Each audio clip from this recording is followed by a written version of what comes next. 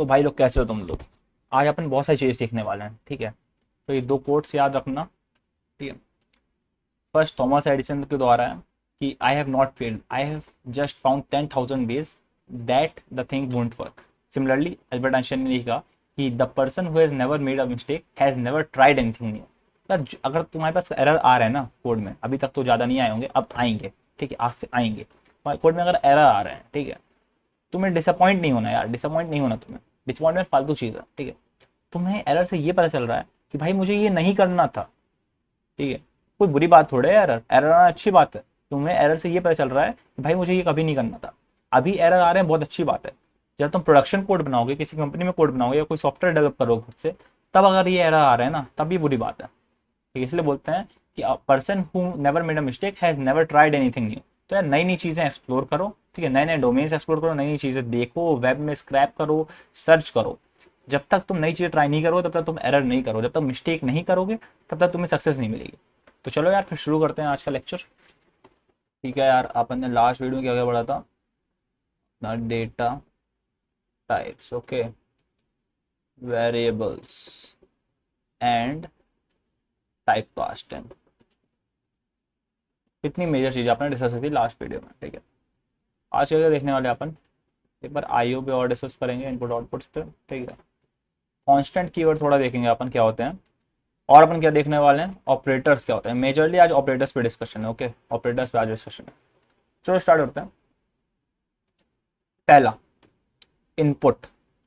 अब यार अपन ने पिछले वीडियो में एज वेरिएबल जैसे बनाया था, ठीक है, या कोई भी वेरिएबल बना रहे हैं, तो ऐसा तो है नहीं कि अपन हर बार वैल्यू खुद से देते रहेंगे।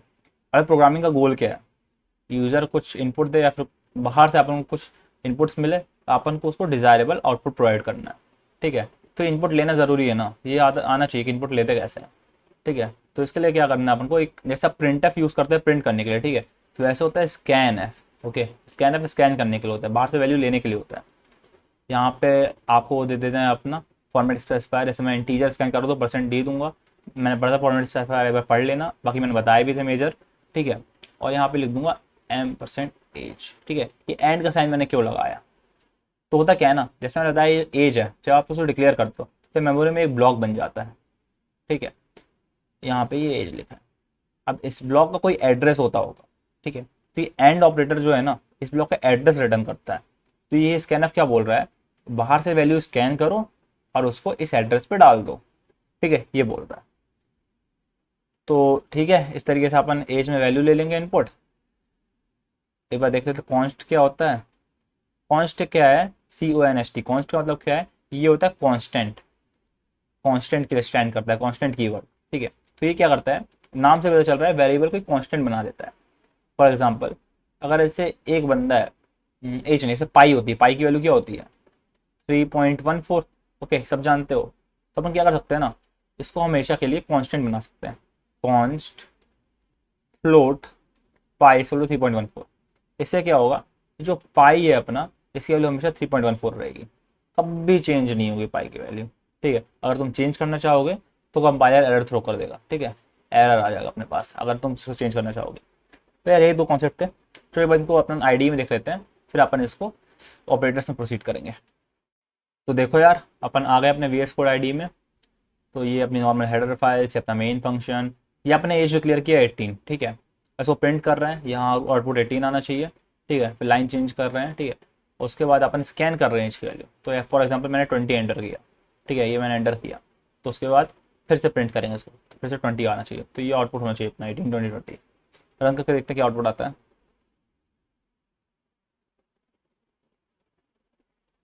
18 आया। अगर मैं यहाँ पे वैल्यू देखता हूँ 20 एंटर करता हूँ, फिर 20 आ गया आउटपुट। तो यही है यार, ये इनपुट लेने का तरीका है, ठीक है। अब कॉन्स्ट का यूज़ दिखाता तो मैं कॉन्स्ट का यूज़ किया है। अगर मैं ऐसा करूँ फिर इसको रन करने के देखूँ तो क्या होगा, अभी तुम देख सकते हो यहाँ पे ना, ये मेरा कंपाइलर मुझे एरर दिखा रहा है। क्या एरर दिखा रहा है?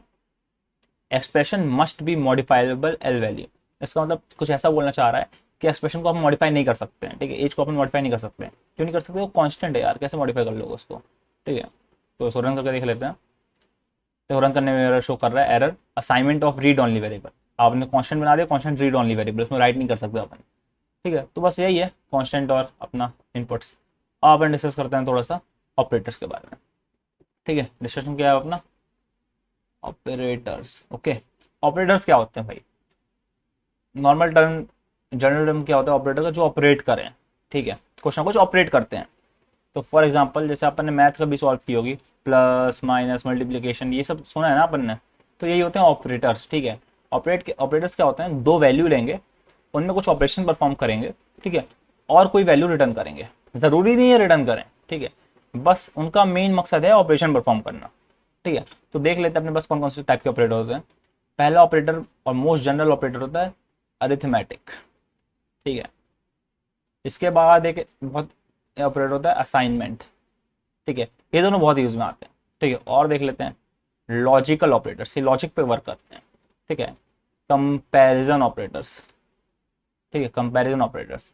और एक ये रेयर ऑपरेटर्स है बिट वाइज, ये कम यूज में आते हैं, ये आप डिस्कस भी नहीं कर रहे होंगे, ये तुम लोग इलेक्ट्रॉनिक्स वगैरह में पढ़ोगे तो ज़्यादा समझ में आएगा, ठीक, क्योंकि इसमें अपन को बिट अरिथमेटिक आनी चाहिए, ठीक है, या फिर बाइनरी अरिथमेटिक बोलते हैं उसको, वो आना चाहिए तुम्हें, ठीक है। और वो मैं नहीं कवर कराने वाला हूँ, तो अपन मेजरली इतने टाइप का ऑपरेटर डिस्कस कर रहे होंगे, ठीक है। तो पहला देखते हैं अपन अरिथमेटिक ऑपरेटर्स, ठीक है। अरिथमेटिक ऑपरेटर्स क्या होते हैं? वही जो बचपन से पढ़ रहे हो, प्लस माइनस मल्टीप्लिकेशन डिवाइड, ठीक है। एक दो नए ऑपरेटर बता देता हूँ। ये मॉडुलस साइन, ये मॉडुलस साइन क्या करता है ना यार, कि जैसे तुम अगर लिख रहे हो 5 मॉड 2, तो ये क्या रिटर्न करेगा?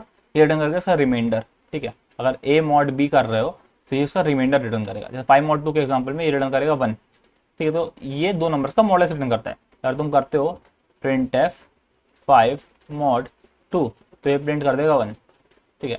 ये हो गया अर्थमेटिक ऑपरेटर। तो एक इसके बारे में जो डिवीजन ऑपरेटर अर्थमेटिक का, इसमें एक दिक्कत है, इसके बारे में देख लो तुम, ठीक है। तो डिवीजन ऑपरेटर है, और तुम डिवीजन ऑपरेटर में ये क्या करता है ना, ये सेम टाइप के डेटा वैल्यूज के साथ वर्क करता है, ठीक है। यहाँ पे टाइप कास्टिंग का यूज आने वाला है, जो तुम्हें समझाया था, एक्सप्लिसिट टाइप कास्टिंग। जैसे अगर तुम कर रहे हो 5 डिवाइडेड बाई 2, तुम क्या सोचोगे? ये 2.5 रिटर्न करेगा? नहीं, रिटर्न करेगा सिर्फ 2, क्योंकि यहाँ इंटीजर बाय इंटीजर डिवीजन हो रहा है, ठीक है। अगर 2.5 चाहिए तो हमको फ्लोट बाय फ्लोट डिवीजन करना पड़ेगा, ठीक है। वो कैसे होगा?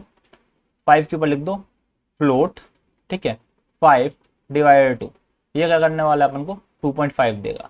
क्यों देगा 2.5? क्योंकि पहले ये फ्लोट 5 इसको एक्सप्लिसिटली फ्लोट में कन्वर्ट कर देगा, ठीक है। अगर ये फ्लोट है तो इम्प्लिसिट टाइप कास्टिंग इस 2 को भी फ्लोट में कन्वर्ट कर देगा, फिर float by float, float division हो गया, तो 2.5 मिल गया। यही बेसिक चीज़ें थी, बाकी सब अपने अर्थमेटिक ऑपरेटर सेम ही है। दो स्पेशल ऑपरेटर और है अपने पास, plus plus and minus minus. इसको बोलते हैं इंक्रीमेंट, इसको बोलते हैं डिक्रीमेंट। जैसे कोई वेरिएबल है अपना एज है, ठीक है, एज की वैल्यू है अपनी 18, तुम्हारी एज बढ़ गई तो आपने कर दिया एज प्लस प्लस, या फिर प्लस प्लस एज। ये प्री इंक्रीमेंट बोलते हैं, पोस्ट इंक्रीमेंट बोलते हैं, पढ़ लेने के बारे में। तो इससे क्या होगा, जैसे 18 है ना इसकी वैल्यू, तो इसको 19 कर देगा, ठीक है। ये शॉर्ट फॉर्म में ये लिखने का, age equal to age plus 1। तो इक्वल टू ऑपरेटर जो है इसको बोलता है असाइनमेंट ऑपरेटर। ये असाइन करता है, ये राइट साइड की वैल्यू ये लेफ्ट साइड में असाइन करता है, ठीक है। तो ये शॉर्ट फॉर्म में ये लिखने का, ठीक है। और भी कई शॉर्ट फॉर्म होते हैं, जैसे तुम्हें अगर ये लिखना है a equal to a plus b, तो इसको तुम लिख सकते हो a plus equals to b, ठीक है। ये शॉर्ट फॉर्म होता है, ये हर ऑपरेटर के लिए वर्क करता है, ये वाला शॉर्ट हैंड ऑपरेटर, ठीक है, सबके लिए वर्क करता है। मल्टीप्लिकेशन डिवाइड सबके लिए लगा सकते हो तुम। चलो इनको एक बार अपना आईडी में देख लेते हैं। तो देखो यार, मैंने यहाँ पे कोड लिख दिया, ए की वैल्यू 5 लिया, बी की वैल्यू 2 लिया, उसमें बहुत सारे अरिथमेटिक ऑप्शन मैंने परफॉर्म किए हैं। तो इनको रन करके देख लेते हैं, ठीक है। तो यार देखो, एज एक्सपेक्टेड अगर मैं ए की वैल्यू 5 ले रहा हूँ, बी की वैल्यू 2 ले रहा हूँ, तो ए प्लस बी 7 आएगा, ए माइनस बी 3 आएगा, 5 इंटू 10 आएगा। 5 डिवाइड बाई 2 इंटीजर डिवीजन है, 5 डिवाइड बाई 2 2.5 होना चाहिए था, बस इंटीजर है तो इंटीजर पार्ट लेगा, तो 2 आ गया, ठीक है। फ्लोट डिवीजन में मैंने क्या किया है, उसको मैंने एक्सप्लिसिटली टाइप कास्ट किया है फ्लोट में। यहाँ पे देखोगे मैंने एक्सप्लिसिटली टाइप कास्ट किया इसको फ्लोट में, ए को, ठीक है। तो वो इम्प्लिसिटली बी भी टाइप कास्ट हो जाएगा, ठीक है। तो इसलिए अपना 5 डिवाइड 2 यहाँ पे 2.5 आया, ओके, क्योंकि टाइप कास्टिंग का कारण। इनका मॉडुलस 1 आया है क्योंकि रिमाइंडर 1 होता है। तो अपना इंक्रीमेंट ऑपरेटर है, इंक्रीमेंट ऑपरेटर क्या है, सी की वैल्यू को इंक्रीमेंट कर रहा है। सी की वैल्यू पहले क्या थी अपनी 1 थी, ठीक है, मॉडुलस ऑपरेटिंग कारण 1 थी, ठीक है। अब उसमें इंक्रीमेंट कर रहे हैं तो हो गई 2, ठीक है। अब इसको डिक्रीमेंट कर रहे हैं तो वापस हो गई 1, ठीक है। तो अब तुम ऐसे करके तुम्हें सारे ऑपरेटर देख लिए अर्थमेटिक। अब बाकी टाइप के ऑपरेटर जो होते हैं उन पर भी एक बार डिस्कस कर लेते हैं, वो सब तो ईजी और आराम से हो जाएंगे, ठीक है। ऐसे अर्थमेटिक मैंने बता दिया, असाइनमेंट मैंने बता दिया, लॉजिकल देख लो। लॉजिकल के पहले रुको, लॉजिकल पहले तुम लोग देख लो, कंपैरिजन। कंपैरिजन ऑपरेटर क्या होता है? अरे बचपन से जो कंपैरिजन कर रहे हो, लेस देन, ग्रेटर देन वगैरह, ठीक है। यहाँ पे एक एक्स्ट्रा ऑपरेटर आता है, इक्वल इक्वल्स टू। ये क्या करता है, दोनों वैल्यूज अगर इक्वल है तब ये ट्रू रिटर्न करता है, अदरवाइज फॉल्स रिटर्न करता है। फॉर एग्जाम्पल 5 इक्वल्स टू 5 करोगे तो ये ट्रू रिटर्न करेगा, अदरवाइज फॉल्स रिटर्न करेगा, ठीक है। 2 इक्वल्स टू 5 करोगे तो ये फॉल्स रिटर्न करेगा, ठीक है। बस यही है, बाकी लेस देन ग्रेटर देन में सेम है। 2 is less than 5 true return करेगा, वहीं 5 is less than 2 false return करेगा। वही सब ऑपरेटर्स हैं, ठीक है। बस ये इक्वल इक्वल्स टू है, ये सीख लेना, ठीक है। ये स्माइली नहीं है, इक्वल इक्वल टू ऑपरेटर है, ओके। तो चलो एक बार इसको भी कंपाइलर में देख लेते हैं। तो देखो यार, मैंने ये सारे ऑपरेटर्स लिख दिए हैं, एक बार रन करके दिखाता हूँ। ए की वैल्यू अभी भी 5 है, बी की वैल्यू 2 है, ठीक है। तो रन करते हैं, ठीक है। तो आउटपुट दिख रहा होगा, 0 का मतलब यहाँ पे फॉल्स है, 1 का मतलब ट्रू है, ठीक है। तो ए बी की इक्वल है क्या? 5 और 2 इक्वल है क्या? नहीं, तो false. A not equal to b है क्या? ये नॉट इक्वल टू का साइन होता है, ठीक है। A not equal to b है क्या? 5 इज नॉट इक्वल टू, हाँ ट्रू, ठीक है। A is less than b, 5 less than 2, नहीं false. A is greater than b, true. A is less than equal to b, false, नहीं 5 equal भी नहीं हो सकता 2 के। A is greater than equal to b, हाँ ट्रू, ठीक है। तो यही होते हैं अपने के कौन से कंपैरिजन ऑपरेटर्स, ठीक है। अब एक बार अपन लॉजिकल ऑपरेटर देख लेते हैं। लॉजिकल ऑपरेटर क्या करते हैं ना, ये तुम्हारा लॉजिक वैल्यू आई है ना 0 और 1, मतलब ट्रू और फॉल्स, ये इन्हीं को मैनिपुलेट करते हैं। जैसे फॉर एग्जांपल अपने पास 3 लॉजिकल ऑपरेटर होते हैं, ठीक है। नॉट, एंड और तुमने पढ़ा होगा अपने, मतलब कभी भी इलेक्ट्रिकल अगर पढ़ी हो या फिर कभी बिट बिट में अगर वर्क किया हो, बाइनरी अरिथमेटिक में, तो उससे पढ़ा होगा। नॉट क्या करता है ना, लॉजिक को रिवर्स कर देता है, 0 को 1 कर देगा, 1 को 0 कर देगा, ट्रू को फॉल्स कर देगा, फॉल्स को ट्रू कर देगा। एंड क्या करता है, ये एंड ऑपरेटर थोड़ा अलग वर्क करता है। जैसे अगर दोनों ट्रू हैं तभी ये ट्रू रिटर्न करेगा। एंड का मतलब अगर अपने पास दोनों वैल्यूज जो हैं वो अगर ट्रू हैं तभी ट्रू रिटर्न करने वाला है, तो फॉल्स रिटर्न करने वाला है। और क्या करता है, अगर कोई एक भी ट्रू है तो ये ट्रू रिटर्न कर देगा। इनके ट्रुथ टेबल देख लेना तुम लोग एक बार, उसे और आइडिया लग जाएगा, ठीक है। इनको मैं तुम्हें एक बार आईडी में दिखा देता हूँ। ठीक है, तो मैंने कोड कर लिया है, इसको रन करके देखते हैं। अभी भी ए की वैल्यू 5 है, बी की वैल्यू 2 है, ठीक है। अब मैंने सी और डी नए वेरिएबल बनाए हैं। सी क्या है, 2 इक्वल्स टू 2, ये हमेशा ट्रू ही होगा भाई, 2 हमेशा 2 के इक्वल होता है।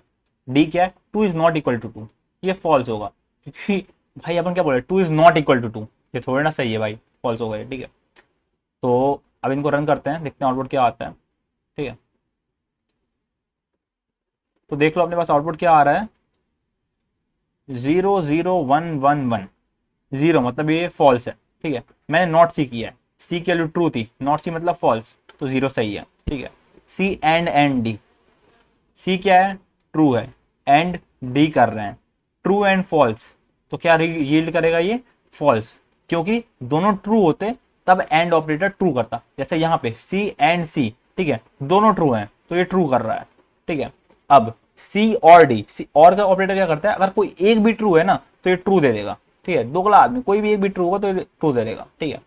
और लास्ट ऑपरेटर सी और सी कर रहे हैं तो दोनों ही ट्रू हैं, तभी ट्रू ही आएगा, ठीक है। तो यार इतना ही था अपने ऑपरेटर की कहानी, ठीक है। एक बार होमवर्क देख लेना तुम। तो देखो आज का होमवर्क क्या है, आज ना अपन ने एक्चुअली बेसिक्स कंप्लीट कर लिए हैं, सी के तुम बेसिक्स कर चुके हो, आज तुम बहुत सारे कोड कर सकते हो, ठीक है।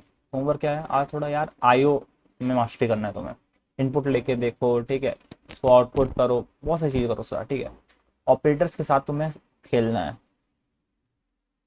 ठीक है, खासकर बिट वाइज ऑपरेटर मैंने पढ़ाया नहीं है, थोड़ा बाहर से देख लेना, बहुत ईजी चीज़ होती है। फिर अब तक तुम्हें बिट नहीं समझ में आएगा ना, तो बिट वाइज में समझ नहीं आएगा, ठीक है।